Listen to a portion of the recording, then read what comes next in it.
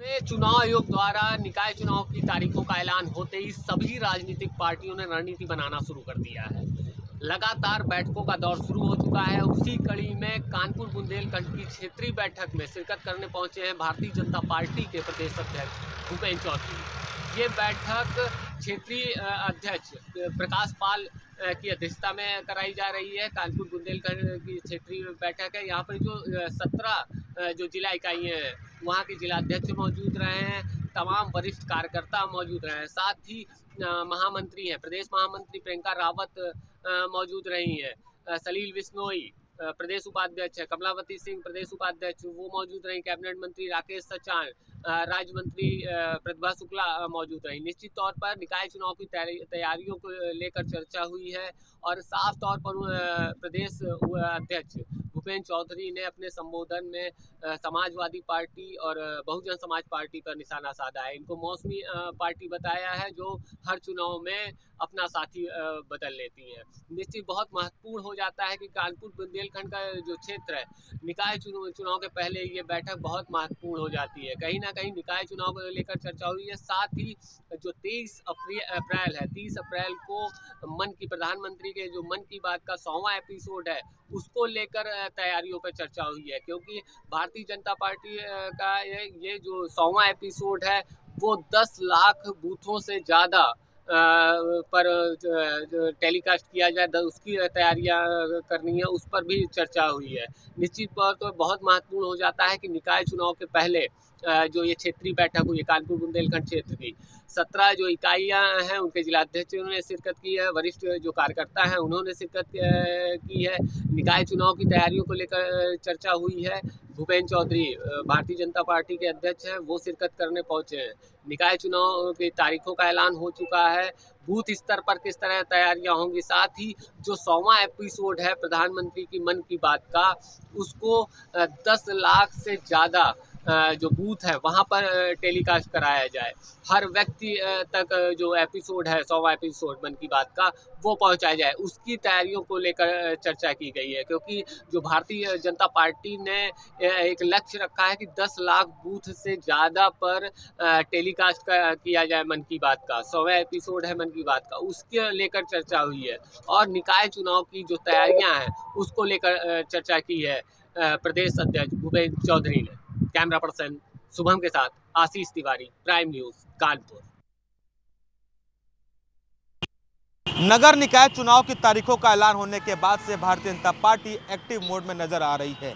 आपको बता दें कि इसी वजह से मुख्यमंत्री योगी आदित्यनाथ ने आज शाम 5 बजे अपने सारे मंत्रियों की बैठक बुलाई है। यह बैठक उन्होंने अपने आवास 5 कालिदास मार्ग पे बुलाकर उनसे चिंतन करने के लिए बुलाई है। चिंतन कई विषयों पे होंगे, चाहे वो नगर निकाय चुनाव की टिकट बांटने को लेकर हो या फिर 2024 के मिशन के तहत हो, किसको टिकट दिया जाए, किस तरह से तैयारियां की जाए, इन सभी विषयों पे बात करेंगे।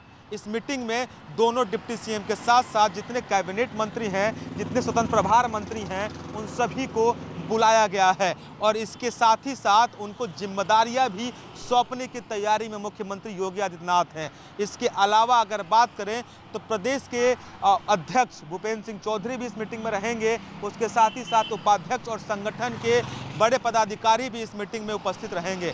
डिस्कशन और ज़रूरी जो बातचीत है वो केवल और केवल नगर निकाय चुनाव को तैयारियों को लेकर होगी, टिकट बंटवारे को लेकर होगी और कितनी सीटें जीत सकती है भारतीय जनता पार्टी, किस रणनीति के तहत जीत सकती है भारतीय जनता पार्टी, उन सभी रणनीति पे चर्चाएं होंगी। और कहीं ना कहीं ये चर्चा गंभीर इसलिए होगी कि नगर निकाय चुनाव की तारीखों का ऐलान हो चुका है। कैमरामैन संजय के साथ Nandan Srivastava, prime news, Lucknow. Mafia Atiq Ahmed के घर पे जिस तरह उनके नौकरों की गिरफ्तारी हुई, गिरफ्तारी के बाद उनके नौकरों ने बताया कि माफिया अतीक अहमद के जो पुराना घर है, जहाँ पे कि उनके मकान टूटा हुआ है और उसी टूटे हुए मकान में एक कमरा है अभी भी, जिसमें एक बैग में कुछ सामान रखा हुआ है। जब पुलिस की निशानदेही पे वहाँ पुलिस पहुँचती है और उस बैग को खंगालती है तो उस बैग में एक रजिस्टर मिलता है और एक आईफोन मिलता है और असद का फर्जी आधार कार्ड मिलता है, जिसको लेकर जब उस रजिस्टर को खंगाला जाता है तो पाया जाता है कि उसमें कई सफेद पोश नेताओं के नाम लिखे हुए हैं जिनको कि पैसा दिया गया था, शूटरों के नाम लिखे हुए हैं जिनको पैसा दिया गया था, कई बिल्डरों के नाम हैं जिनको पैसा दिया गया था।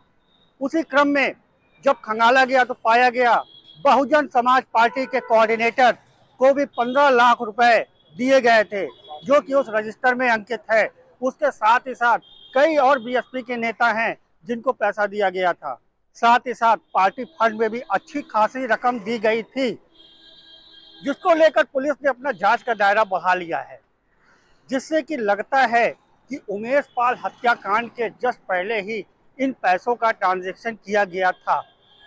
कहीं ये उमेश पाल हत्याकांड से मिले हुए तो नहीं है सारी वारदातें, इसको पुलिस लेकर जांच करना चाह रही है। उसके साथ ही साथ सूत्रों को ये भी पता लगा है कि उमेश पाल हत्याकांड के पहले ही बीएसपी के कई नेता माफिया अतीक अहमद के घर पे आते थे, बाकायदा पार्टी होती थी, रणनीति डिसाइड होती थी। अब देखना ये होगा कि क्या ये जो सारी चीजें थी ये पार्टी से लेकर ही थी, क्या शाइस्ता परवीन को टिकट दिलाने के लिए ही थी, या फिर इसमें कहीं कोई और एंगल है। इसको लेकर पुलिस ने मन बना लिया है कि अब जिनका भी नाम उस रजिस्टर में है, जो भी पार्टी के पदाधिकारी हैं जिनको पैसा दिया गया है, उनको बुलाकर अब पूछताछ की जाएगी। उनसे पूछा जाएगा कि आपको ये पैसा मिला कि नहीं मिला, मिला तो क्यों मिला, और आपने इन पैसों का क्या किया। अब ये देखने वाली बात होगी कि आगे खुलकर क्या चीज़ें सामने आती हैं। हालांकि पुलिस ने जांच में इस चीज़ों को शामिल कर लिया है और जल्दी पुलिस उन नेताओं को पूछताछ के लिए भी बुलाएगी। Piyush Pandey, prime news, Prayagraj.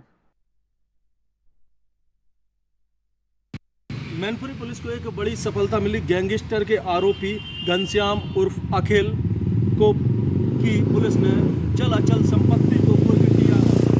आरोपी पर मैनपुरी जनपद में गंभीर धाराओं में 17 मुकदमे दर्ज हैं। जिला मजिस्ट्रेट द्वारा ये कार्रवाई की गई है और मैनपुरी पुलिस, बेबर पुलिस और क्षेत्राधिकारी, एसडीएम, तहसीलदार की देखरेख में पुलिस बल के साथ आरोपी के घर पर जाकर पहले नोटिस चस्पा किया गया था। उसके बाद में आरोपी की संपत्ति है उसको कुर्क किया गया है, अपने कब्जे में लिया है। एक उसका आवासीय मकान है और 3 उसके आवासीय प्लॉट हैं और एक खेत है उसका, जिस पर उपजाऊ फसल होती है। पुलिस ने सभी को कब्जा किया है उन पर। पुलिस ने जो आरोपी के द्वारा गलत तरीके से अपने क्राइम के माध्यम से जो संपत्ति को अर्जित किया था उसको जब्त किया है पुलिस ने, और गैंगस्टर के आरोपी घनश्याम के ऊपर एक बड़ी कार्रवाई की गई। आरोपी पर काफ़ी वर्षों से काफ़ी मुकदमे दर्ज थे और 17 मुकदमे दर्ज थे, जिन पर लगातार कोर्ट में मामला चल रहा था। उस पर जब जिला मजिस्ट्रेट द्वारा आदेश किए गए कि जो आरोपी के द्वारा गलत तरीके से जो संपत्ति अर्जित की है, क्राइम के माध्यम से की है, उस पर उसको जब्त किया जाए, तो जब्तीकरण के आदेश हुए। उसके बाद में ये एक बड़ी कार्रवाई की गई है। तो जो लगभग आरोपी की जो घनश्याम की जो पूरी ये संपत्ति थी, ये 90 लाख रुपए सरकारी कीमत बताई जा रही है, जिसको जिला मजिस्ट्रेट के माध्यम से सभी अधिकारियों की मौजूदगी में कार्रवाई की गई और उसको जब्त किया गया। तो मैनपुरी के लिए कहीं ना कहीं जो ऐसे माफिया हैं, क्रिमिनल हैं, गैंगस्टर हैं, जो कि जनता के लिए कहीं ना कहीं घातक साबित होते हैं। जनता के लिए, जो आम जनता होती है, उसके लिए डर का माहौल ऐसे लोग बनाते हैं। ऐसे लोगों पर पुलिस, मैनपुरी पुलिस धड़ाधड़ कार्रवाई कर रही है और जेल भेज रही है या उनकी संपत्ति को कुर्क कर रही है। तो कहीं ना कहीं जो ऐसे माफिया हैं, जो बाहुबली हैं, ऐसे जो कि आम जनमानस को नुकसान पहुंचाते हैं, ऐसे इन पर कार्रवाई की जा रही है। योगी शासन में पुलिस काफ़ी सक्रियता दिखा रही है और मैनपुरी पुलिस है जो काफ़ी सक्रिय है।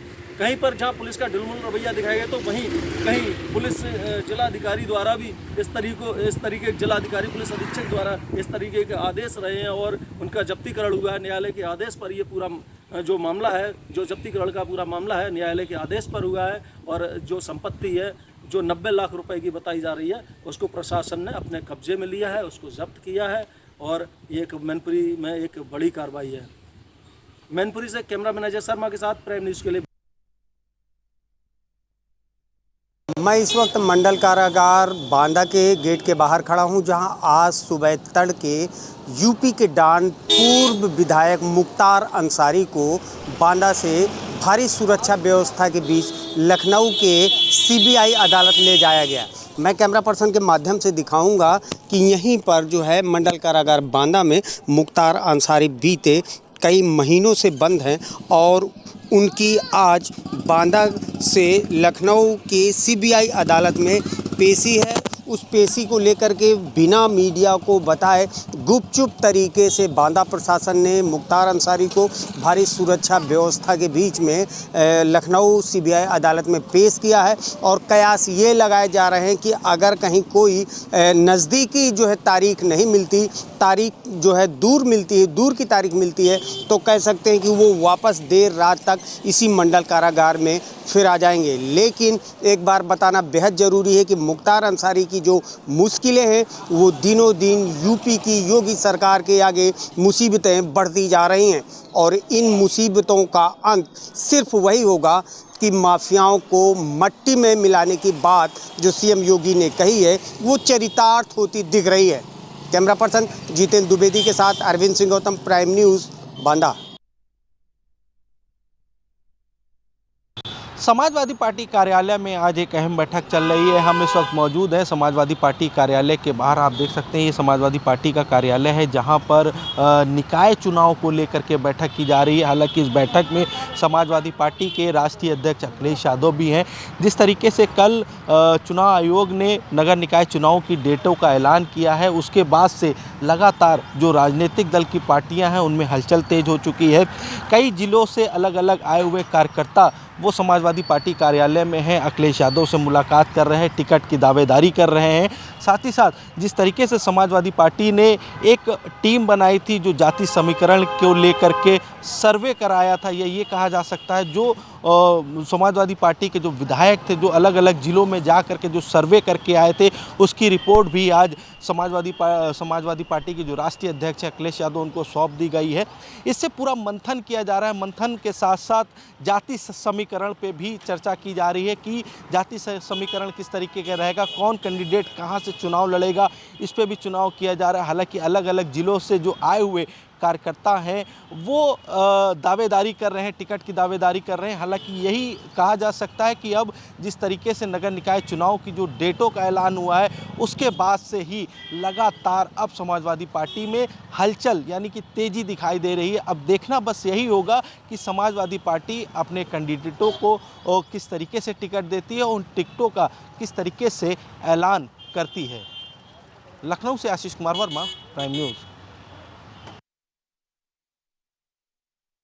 मेरठ में लगातार कल 4 हत्याएं की गई। हत्या के बाद लगातार जो है यहाँ पर माहौल गर्माता नजर आ रहा है। मेरठ के हसनापुर विधानसभा क्षेत्र के जो पड़ला गांव में एक युवक की जिसका नाम जीसू था उसकी हत्या कर दी गई थी। न्यूम गोली बरसाकर ताबड़तोड़ बाइक सवार बदमाशों ने उससे गोली मारी थी, जिसमें 6 गोली मारी थी और जिसमें ग्रामीणों ने उसका शव रखकर थाने के सामने हंगामा किया था, जाम लगाया था, कुछ डिमांड की थी। उसके बाद में रोहित सिंह साजवान जो मौके पर पहुंचे थे और आज इनकी कड़ी कार्रवाई के आश्वासन पर वो जाम खोला गया था। अब सुबह पोस्टमार्टम होने के बाद उसका शव गाँव में लाया गया तो गांव में अराजकता का माहौल हो गया। गांव में तोड़फोड़ की गई। आरोपी जो थे और आरोपी के घर पर तोड़फोड़ होने के बाद खेतों में जो है यहां पर साफ तौर से खेतों में आग लगाई गई। उसके बाद रोहित सिंह साजवान जो मेरठ एसएसटीएफ पुलिस फोर्स के मौके पहुंचे। आप तस्वीरें दिखाएंगे आपको कि यहाँ पर तोड़फोड़ आरोपी के घर पर जो रिश्तेदार है उन पे घर पर की जा रही है साफ तौर से। और ये तस्वीर आपको दिखाई दे डॉक्टर की दुकान है, क्लिनिक है, का नाम जो सताज खान बताया जा रहा है, उसके घर पर तोड़फोड़ की गई है और दुकान पूरा अपने तहस नहस कर दिया है। अब साफ तौर से रोहित सिंह साजवान का साफ कहना है कि जो आरोपी है उनको जल्दी ही पकड़ा जाएगा। हालांकि 4 लोगों को भी पुलिस ने हिरासत में लिया हुआ है। जो ग्राम प्रधान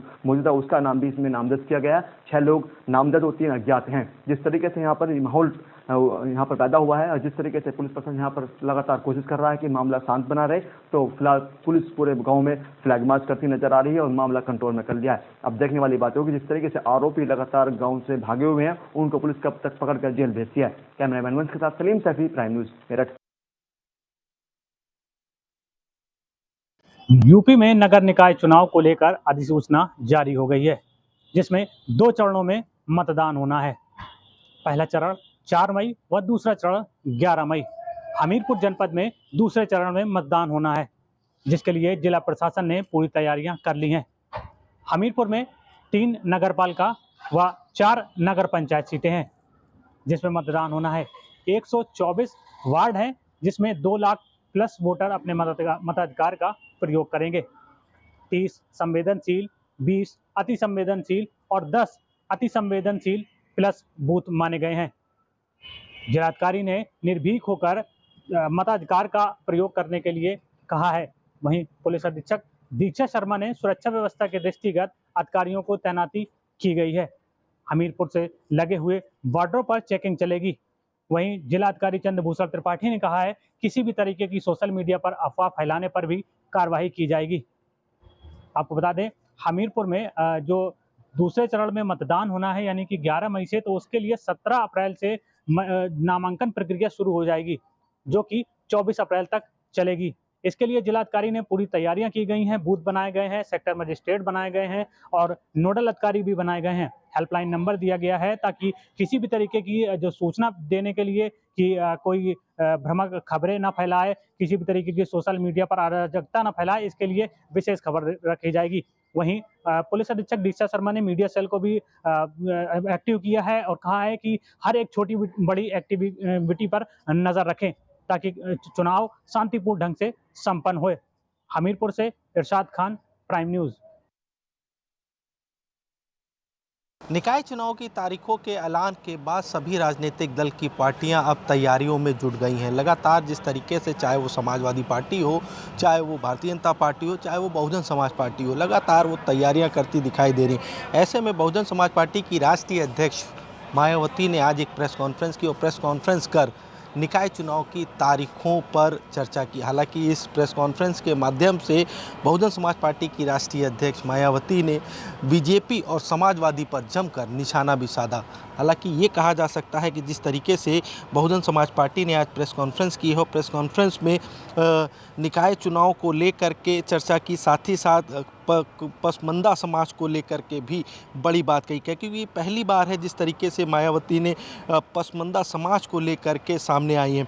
हालांकि मायावती ने ये भी कहा कि निकाय चुनाव जो चुनाव होंगे इस बार वो निष्पक्षता से कराया जाए, साथ ही साथ बैलेट पेपर से चुनाव कराया जाए, ईवीएम मशीन से चुनाव ना कराया जाए।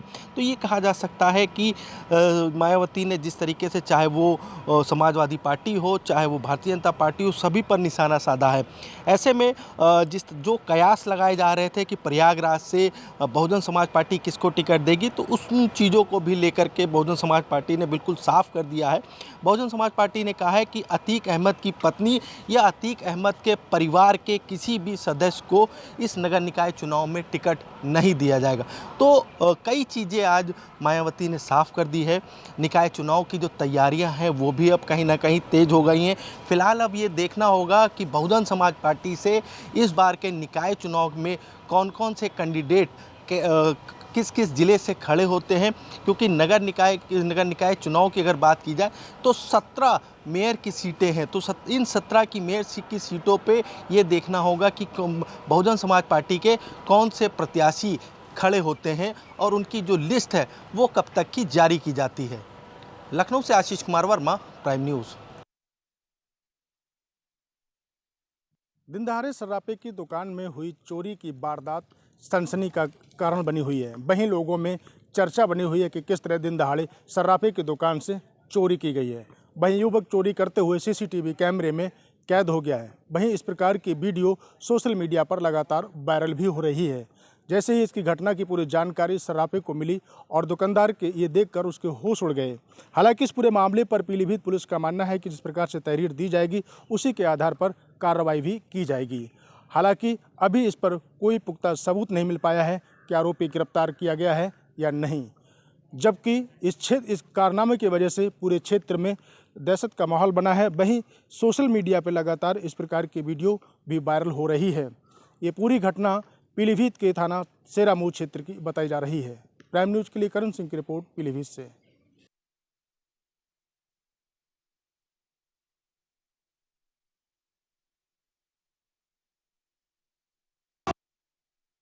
क्लाइमेट कॉन्क्लेव 2023 का आज उद्घाटन इंदिरा गांधी प्रतिष्ठान लखनऊ में किया गया। इसका उद्घाटन केंद्रीय वन एवं जलवायु मंत्री भूपेंद्र यादव और मुख्यमंत्री उत्तर प्रदेश योगी आदित्यनाथ ने किया।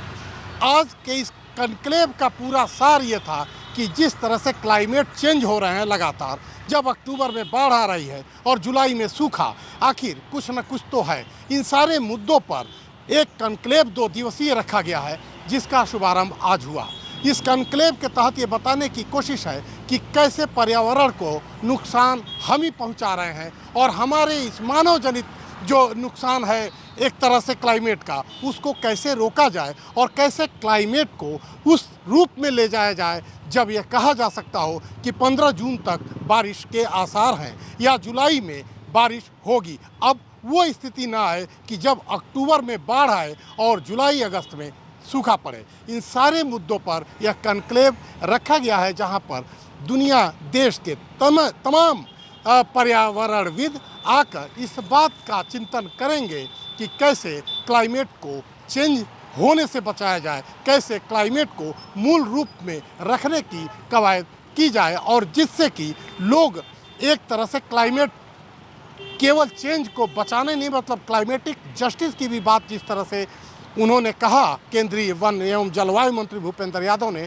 कि कैसे गांव के दूर दूराज लोगों तक को हम लोग ये समझा सकें कि क्लाइमेट चेंज हो रहे हैं तो इसके लिए क्या क्या किया जाए। वहीं टाइगर रिजर्व पे भी तमाम तरह की बातें हुई और टाइगर रिजर्व को लेकर भी मुख्यमंत्री ने कहा कि जब कभी 2 टाइगर रिजर्व हुआ करती थी, आज हमारे यहाँ 3 टाइगर रिजर्व पार्क हो चुके हैं, जहाँ कभी टाइगर की संख्या 646 थी, आज तकरीबन 1012 हो चुकी है। तो कुल मिलाकर चाहे फॉरेस्ट की बात हो, चाहे टाइगर रिजर्व पार्क की बात हो, चाहे क्लाइमेट चेंज की बात हो, चाहे वन के संरक्षण की बात हो, चाहे वृक्षारोपण की बात हो, कहीं ना कहीं हमको उतरना पड़ेगा और इस क्लाइमेट को मानव सभ्यता के लिए, क्लाइमेट के लिए जो हमें कार्य करने पड़े हैं, जो हमारी ड्यूटी है, उसको निभाना पड़ेगा।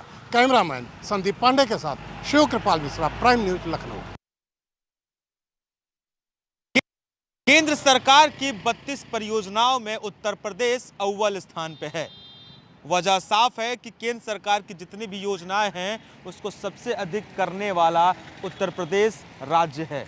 चाहे वो किसान सम्मान निधि की बात करें या फिर स्वच्छ मिशन के तहत शौचालय बनवाने की बात करें या फिर कोरोना काल में जांचों की बात करें या फिर कोरोना के टीकाकरण की बात करें, इन सभी जगहों पे उत्तर प्रदेश अव्वल स्थान पे है। साथ ही साथ इसके अलावा उत्तर प्रदेश में प्रधानमंत्री आवास, जनधन योजना और लगातार उत्तर प्रदेश में जितनी भी योजनाएं केंद्र सरकार की हैं उसके तहत सबसे अधिक काम करने वाला राज्य केवल और केवल उत्तर प्रदेश बना है और ये स्थान उत्तर प्रदेश ने प्रथम पाया है। कैमरामैन संजय के साथ नंदन श्रीवास्तव, प्राइम न्यूज, लखनऊ। केंद्र सरकार की 32 परियोजनाओं में उत्तर प्रदेश अव्वल स्थान पे है। वजह साफ है कि केंद्र सरकार की जितनी भी योजनाएं हैं उसको सबसे अधिक करने वाला उत्तर प्रदेश राज्य है।